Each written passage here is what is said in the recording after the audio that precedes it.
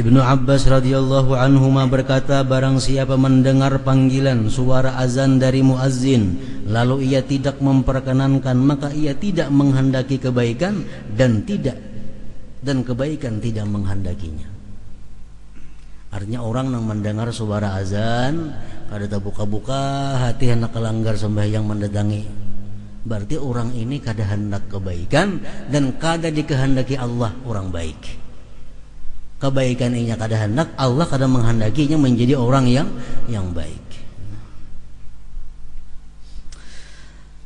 Abu Hurairah radhiyallahu anhu berkata, sungguh telinga anak Adam itu diisi dengan timah yang dicairkan, itu lebih baik daripada ia mendengar azan kemudian ia tidak memperkenankannya. Telinga diisi lawan timah nang mendidih, lebih baik itu daripada mendengar azan tapi pacang kada sembahyang berjamaah. Dan diriwayatkan bahwa Maimun bin Mihran datang ke masjid, lalu dikatakan kepadanya, sesungguhnya manusia telah pergi. Datang ke masjid kerja orangnya. Lalu ia berkata, innalillahi wa inna ilaihi raji'un, sungguh keutamaan salat ini lebih saya sukai daripada wilayah Irak.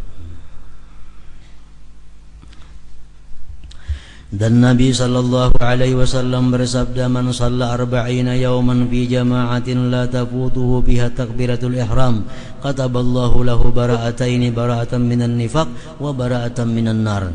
Artinya, barang siapa yang salat 40 hari dengan berjamaah yang padanya tidak ketinggalan takbiratul ihram imam, maka Allah mencatat baginya 2 keterlepasan, yaitu keterlepasan daripada munafik dan keterlepasan daripada neraka.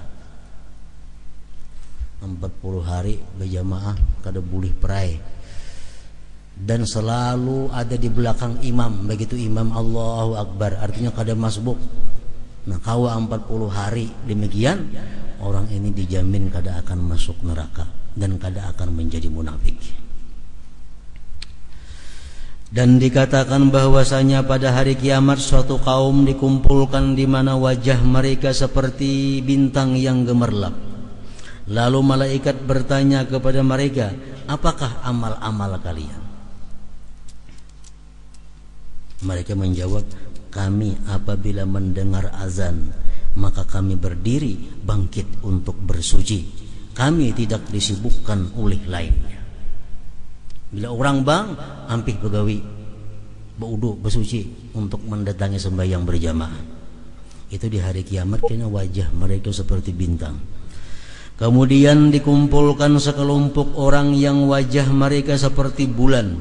Setelah ditanya, mereka menjawab, kami berwudu sebelum masuk waktu. Belum masuk waktu sudah ampih begawi, sudah berwudu. Kemudian dikumpulkan sekelompok orang yang wajah mereka seperti matahari. Lalu mereka mengatakan, kami mendengar azan di masjid. Artinya apa? Orang ini sebelum azan sudah berada di masjid. Dan diriwayatkan bahwasanya ulama salaf, ulama-ulama yang terdahulu itu takziah, mengucapkan bela sungkawa, artinya turut berduka cita kepada diri mereka sendiri selama 3 hari apabila mereka ketinggalan takbiratul ihram imam. Dan mereka takziah, mereka bersedih 7 hari apabila mereka ketinggalan berjamaah. Nah, jadi kembali tadi bahwa sembahyang berjamaah ini dituntut hukumnya sedemikian itu bagi kaum laki-laki. Kaum bini-bini tadi lebih baik berjamaah di rumah.